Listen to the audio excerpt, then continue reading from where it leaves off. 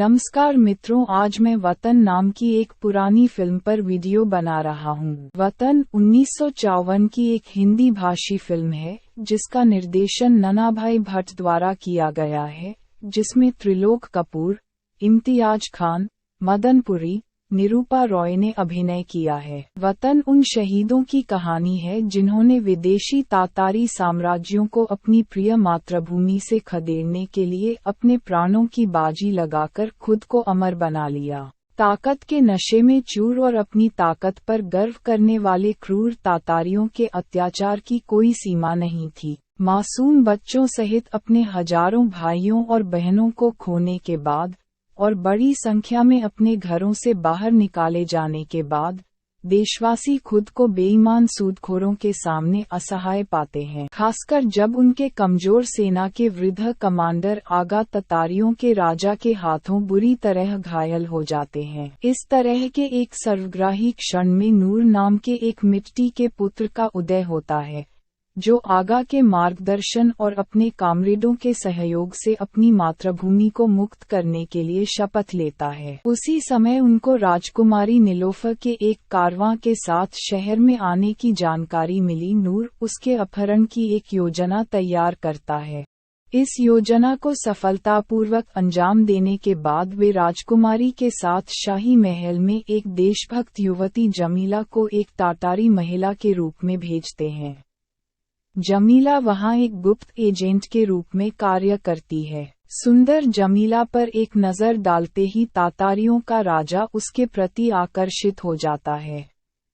बदले में वह उसकी स्पष्ट कमजोरी के साथ खेलती है और एक छोटे व बुद्धिमान बच्चे के माध्यम से महल के सभी रहस्यों को अपने साथियों के सामने प्रकट करती है।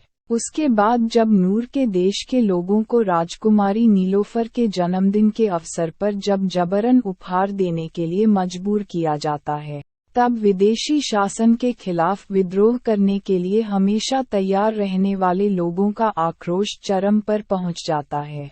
उसी रात नूर चुपके से महल में प्रवेश करता है। वह व्यक्तिगत रूप से राज्य के वास्तविक तथ्यों से मासूम राजकुमारी नीलोफर को इन तथ्यों से परिचित कराता है। समझदार नीलोफर हैरान होती है और अपने अत्याचारी भाई का तिरस्कार करने लगती है। इस मुलाकात के बाद युवा नूर के सीने में राजकुमारी नीलोफर के लिए प्यार की लौ जल उठती है। वृद्ध आगा की बेटी यास्मीन को नूर व नीलोफर का ये प्रेम मंजूर नहीं था। उसी दौरान हथियार ले जाने वाले एक तातारी कारवां के विषय में जमीला ने जानकारी साझा कर दी, जिसके बाद आगा ने उस काफिले पर हमला करने का फैसला किया। लेकिन नीलोफर के प्यार में पागल नूर इस सुनहरे अवसर को बर्बाद कर देता है।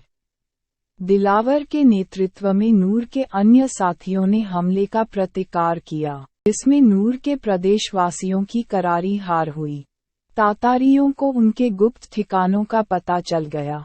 आगा और देश के कुछ अन्य लड़ाकों को गिरफ्तार कर लिया गया, लेकिन सौभाग्य से नूर, दिलावर और यास्मीन अपनी गर्दन बचाने और अपने साथियों को छुड़ाने की योजना बनाने में कामयाब रहे, परंतु वह उस योजना को अंजाम नहीं दे पाए। नूर किसी तरह नीलोफर के पास पहुंचता है और अपने साथियों को छुड़वाने में उनकी मदद करने की मांग करता है।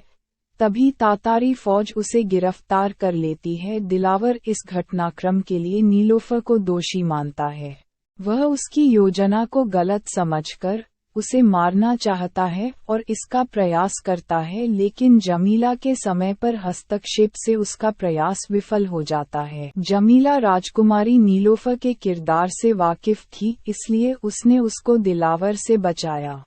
क्रूर तातारियों की जेलों में उनके नेताओं के साथ सामान्य उत्पीड़ित देशवासियों के लिए भविष्य बिल्कुल भी उज्ज्वल नहीं लगता है, लेकिन फिर भी सत्य की आवाज बुलंद होती है। राजकुमारी नीलोफर के हृदय में एक पवित्र ज्वाला उठती है, जो उसे अपने अत्याचारी भाई के विरुद्ध आवाज उठाने के लिए विवश करती है। Please subscribe my channel and don't forget to press the bell icon.